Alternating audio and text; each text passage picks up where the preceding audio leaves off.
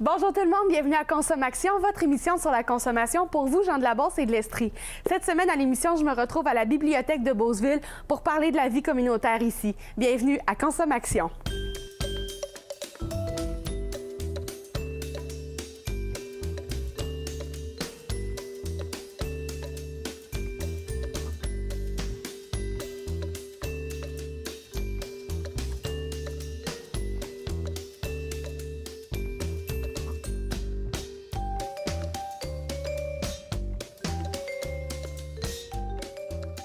Cette semaine à l'émission, j'ai avec moi Shena Simoneau, qui est responsable de la division bibliothèque culturelle et vie communautaire de Beauceville. Salut Shena! Salut Chloé! Shena, d'abord, félicitations parce qu'il faut dire que c'est un nouveau pas sensiblement pour toi ici à Beauceville. Oui, que de nouveautés, beaucoup de travail, oui. D'abord, j'ai envie qu'on parle ensemble du carnaval parce que ça vient tout juste de se terminer. En fait, c'était la semaine dernière, c'est bien ça? La fin de semaine dernière, oui. Et comment ça s'est déroulé? Qu'est-ce que vous aviez à offrir aux gens? Eh bien, il y a eu camping d'hiver. Les cadets, le corps de cadets 619 de Beauceville a dormi toute la fin de semaine sur l'île. Ah ouais? Dans des tentes et dans des quindies qu'ils avaient construits. Et il y a eu de la glissade aussi, disco des neiges pour les moins de 17 ans le jeudi soir. C'était vraiment tout sur l'île ronde. Oui. Okay. Oui, c'est ça. C'est une nouvelle formule. Oui, c'est bien que tu l'amènes, Chloé. C'est une nouvelle formule. Habituellement, c'est sur 3 semaines. Ouais. Là, maintenant, c'est un condensé de 4 jours. Ça a été la nouvelle formule cette année pour la 6e édition. Il y a eu la disco des neiges, comme j'ai mentionné, le jeudi soir. Vendredi, c'était une journée pédagogique. Donc, les CPE et les services de garde sont tous rassemblés sur l'île ronde pour profiter de ce qu'il y avait, patinoire, glissade, activités, chapiteaux chauffés, spectacle folklorique le vendredi soir avec feu d'artifice. Le samedi, c'était les Amérindiens sur l'île ronde, la renaissance des Amérindiens avec un tipi, capteur de rêve. C'était des Amérindiens, des vrais ou en fait c'était joué? Oui, c'était joué. Ben, c'est sûr que c'était joué. C'est des gens qui connaissaient bien la culture, qui pouvaient la transmettre aux gens qui sont venus visiter l'île ronde. Il y avait aussi tournoi de volleyball, un spectacle de sandwich, le groupe Beauceron le soir sur le chapiteau. Et puis vendredi, ça a été la grosse journée, dimanche, pardon, ça a été la grosse journée familiale. Jeux gonflables, michoui, glissade sur tube, patinoire évidemment. Il y avait aussi Millie Énergie qui venait faire du workout pour les jeunes. Parcours caribou pour les plus jeunes, le développement de la motricité. Il y avait aussi des activités clownesques, des clowns qui se sont laissés aller pour faire des activités avec les jeunes, des bacs à recyclage. Ce qu'on peut utiliser, ce qu'on pense pas pouvoir utiliser dans la neige, là, eux l'utilisaient pour faire toutes sortes d'activités pour dynamiser les gens et les réchauffer aussi. Fait que ça a été une fin de semaine très bien remplie. Il y a eu beaucoup de collaboration de la part des bénévoles, puis c'est ce qui a fait le succès de l'activité, je pense. J'ai envie de te demander, est-ce qu'il y a une raison particulière pour laquelle vous avez condensé ça en un week-end? Bien, d'abord, c'était beaucoup. Selon moi, c'est beaucoup trop long. On demandait aux gens de participer, aux citoyens et aux organismes, aux bénévoles de participer pendant 3 semaines consécutives. Ça demandait beaucoup de temps, beaucoup de préparation. Mais aussi beaucoup de temps de réalisation parce que la préparation restait sensiblement la même, mais le temps de réalisation était différent. Aussi, beaucoup de mobilisation au niveau du personnel. Il faut qu'il y ait des gens qui travaillent puis qui aménagent les endroits avant que l'activité se passe. Puis le financement également. Donc, en rassemblant ça dans une fin de semaine, on a diminué le temps de réalisation des activités, puis on a aussi permis aux familles d'en profiter davantage. Comme ça, les gens viennent sur l'île une fin de semaine puis peuvent avoir accès à toutes les activités. Oui, c'est bien. En terminant, je pense que tu as des commanditaires ou encore des partenaires à remercier. Oui, je tiens à remercier principalement Promutuel Beau-Sept-Chemins, qui était le commanditaire officiel de l'événement du Carnaval d'hiver de Beauceville. Il y a aussi les commanditaires présentateurs de journée, soit Sogetel, Desjardins du Sud de la Chaudière. Il y avait aussi Arboriculture de Beauce et le IGA de Beauceville. Donc, c'est les commanditaires majeurs qui ont fait toute la différence pour l'organisation des journées. Merci aussi aux commanditaires qui ont donné de l'argent, du temps, mais aussi du matériel pour la réalisation de l'événement. On peut pas s'imaginer à quel point c'est important la collaboration des gens, des partenaires du milieu. Mais au Carnaval de Beauceville, les gens sont très impliqués, puis on les remercie énormément. Absolument. Shena, on va s'arrêter quelques instants. Au retour, tu restes avec nous, puis on parle de la bibliothèque Madeleine Doyon parce qu'il y a énormément de nouveautés pour vous autres. Oui, j'ai hâte de t'en parler. Parfait.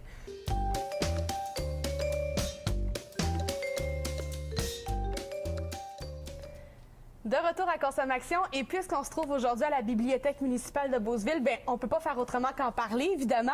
Shena, je sais que pour toi, il s'est passé énormément de changements dans les dernières semaines ici. D'abord, explique-moi un peu l'investissement que vous avez fait, comment ça avait commencé à la base tout ça. Bien, c'est né d'une subvention du ministère de la Culture, des Communications et de la Condition féminine qui a offert une subvention à la Bibliothèque Madeleine Doyon pour s'équiper, pour faire face au fait qu'elle doit devenir autonome. Donc, Mais ça, c'est vous qui avez décidé de devenir autonome? Ou non, comment ça s'est encore fait? là, c'est suite à une décision du ministère. OK. Le ministère de la Culture, des communications et de la condition féminine avait décidé que, selon un décret là, avec le réseau Biblio, que les municipalités entre 5 000 et 9 999 habitants devaient se délaisser du réseau Biblio. OK. Parce que dans le fond, le réseau Biblio est aussi financé par le ministère de la Culture. Donc, de cette façon-là, toutes les municipalités qui sont concernées doivent rendre leur bibliothèque autonome. Ça veut dire des ajustements au niveau du logiciel de traitement des données, le logiciel aussi pour la collection locale. Quand on emprunte un livre, tout ça rentre dans un logiciel de traitement pour faire les retards, etc., les réservations. Il faut se doter d'équipements à nous autres, avec notre propre système. Puis ça aussi, ça veut dire qu'on va augmenter considérablement la quantité de livres qu'il va y avoir dans la bibliothèque. Parce que le réseau Biblio, ça fait des rotations de livres dans plusieurs bibliothèques. Donc, il y a une quantité de livres qui n'est jamais vraiment constante. Ça varie un peu, puis il y a de la rotation qui est effectuée. Donc, nous, on va avoir notre propre collection. Tous les livres qu'on va avoir, ils vont nous appartenir. Ça veut dire plus de traitement de la part des bénévoles qui s'occupent de la reliure, du traitement de la collection, du classement. Tout ça, c'est des bénévoles qu'il faut qu'ils travaillent plus, qui donnent plus d'heures, qui contribuent plus. Pour ça, on a besoin de plus d'espace. Ouais, on veut rendre ça fonctionnel, opérationnel et aussi agréable, parce que faut pas que ce soit un fardeau pour les bénévoles, que ce soit vraiment un passe-temps, quelque chose de plaisant à faire. Fait que la bibliothèque a utilisé cette subvention-là du ministère et la municipalité a aussi investi pour un total d'un peu plus de 50 000 pour réaménager les espaces, le bureau des bénévoles, le bureau de la direction, aussi la salle d'exposition et les aires de travail des bénévoles pour que ce soit opérationnel et plaisant, comme je te l'ai mentionné. Tu parles beaucoup des bénévoles. Je sais qu'ici, c'est très... en fait, ils sont majoritaires, en fait, là, dans la bibliothèque, mais c'est important de le mentionner. Est-ce que, lorsque vous leur avez annoncé qu'ils auront donc une charge de travail plus lourde, comment ça a été accepté de leur part? Bien, ça s'est bien passé parce qu'il y a aussi des avantages à devenir autonome. On a plus d'impact sur les décisions qui vont être prises, sur les achats de livres. On a plus de budget aussi à ce niveau-là. OK. Parce que le budget qui était à la base donné par le réseau Biblio pour qu'eux achètent les livres, maintenant, on va le donner à notre bibliothèque, à nos bénévoles pour qu'ils fassent leur choix. OK, c'est eux qui décident ça? Ben oui, ils décident en concertation, les bénévoles ensemble, par rapport à ce qui est déjà populaire et aussi selon les informations qui sont données par les différents magasins de livres, évidemment. Donc, ça leur donne une autonomie. C'est pas seulement à la bibliothèque à laquelle on donne une autonomie, mais aussi aux bénévoles. Fait que oui, c'est une charge de travail qui est un peu plus supplémentaire, mais s'ils travaillent tous ensemble, ça va être encore plus agréable. C'est ça, ils vont avoir plus de liberté d'action.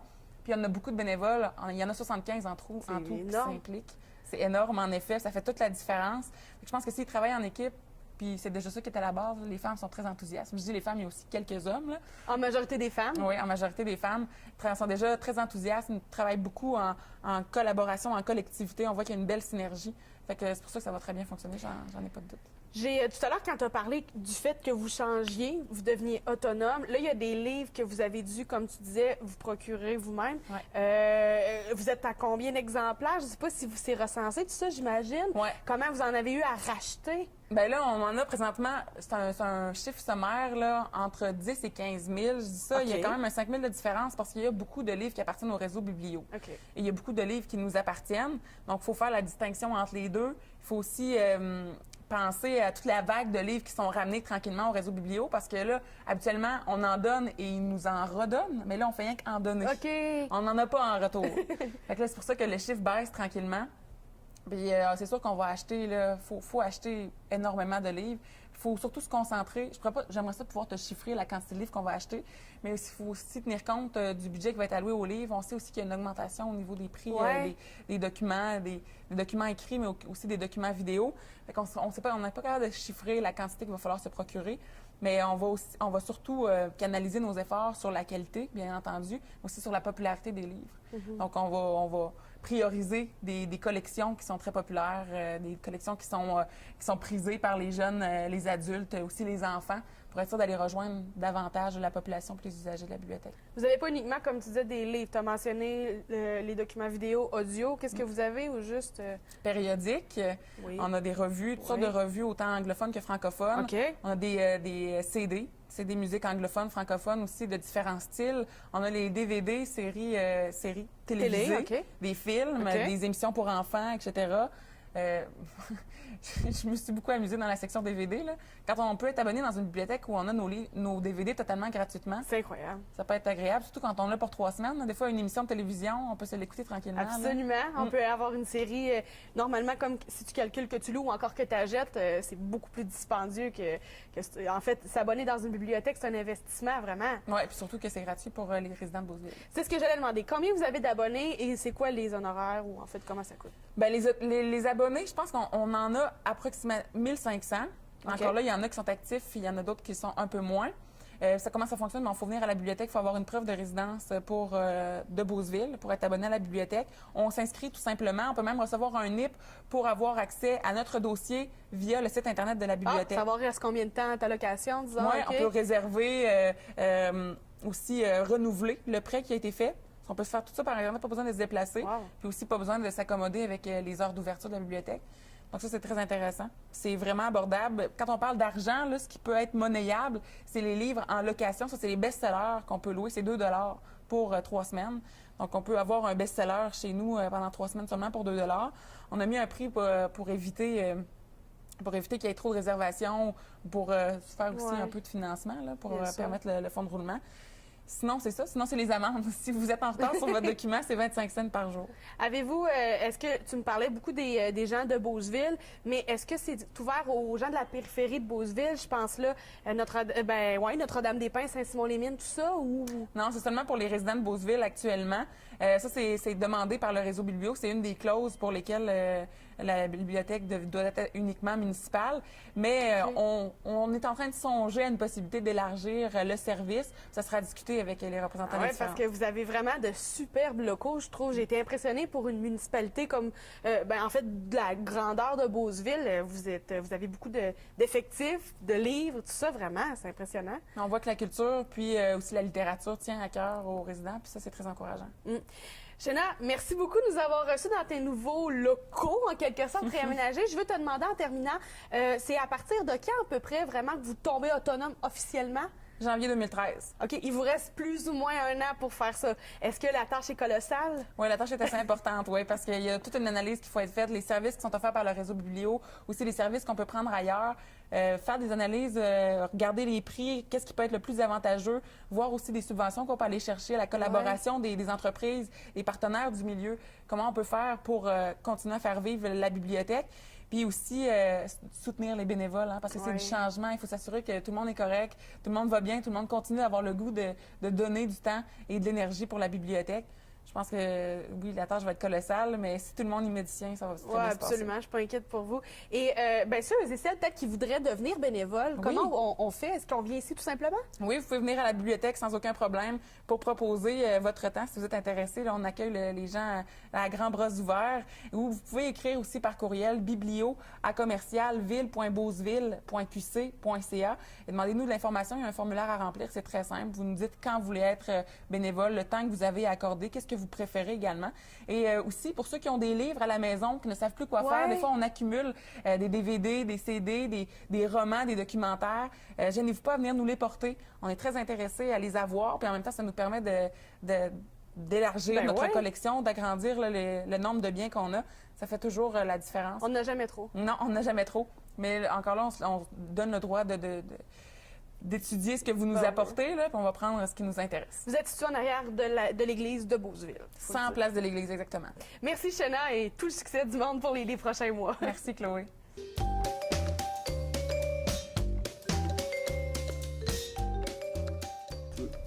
Voilà, c'est tout pour l'émission d'aujourd'hui. Merci beaucoup d'avoir été là et on se dit à bientôt pour une autre édition de Consommation.